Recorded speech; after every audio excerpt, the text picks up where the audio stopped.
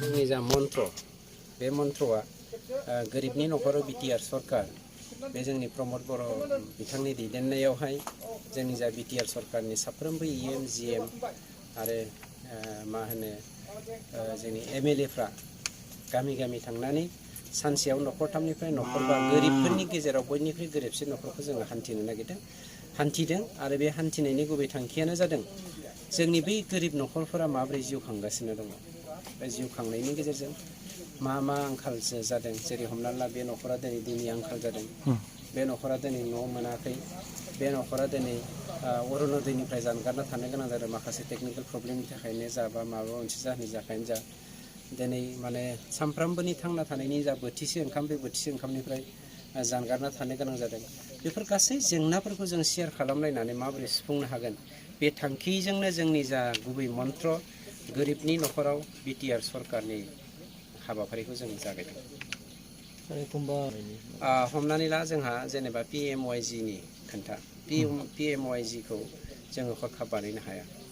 बेवहाय जिअ'टेक खालामनांगौ दं बायदिसिना दं जिअ'टेक खालामखांनायनि उनाव सिलेक्ट जानायनि उनाव 90 दिननि गेजेराव न' लुनांगौ खिन्थु बेफोरबायदि गालगाबनि गेजेराव थानानै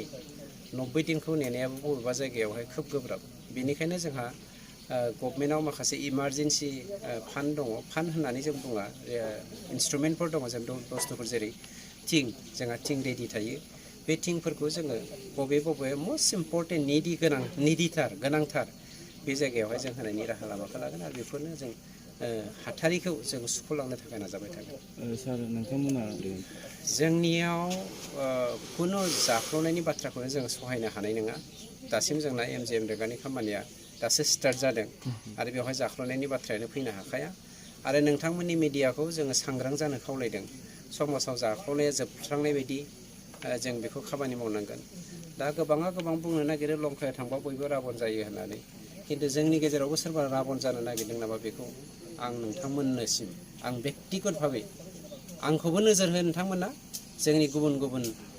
दैदेनगिरिखौबो सरकारनि दैदेनगिरिफोरखौबो सरकारनि मा होनो EMGMफोरखौबो नोजोर होनायनि दायथ'आ नोंथांमोननि होमबासो जों समाजाव गुफुं समाज मोनसे दानो हागोन नङाबा नोंथाङा हारसिं सोदांनानै आं हारसिं सोदांनानै बाखिखौ जोङो सोदांहोआब्ला खिन्थु समाजा जौगानाय नङा।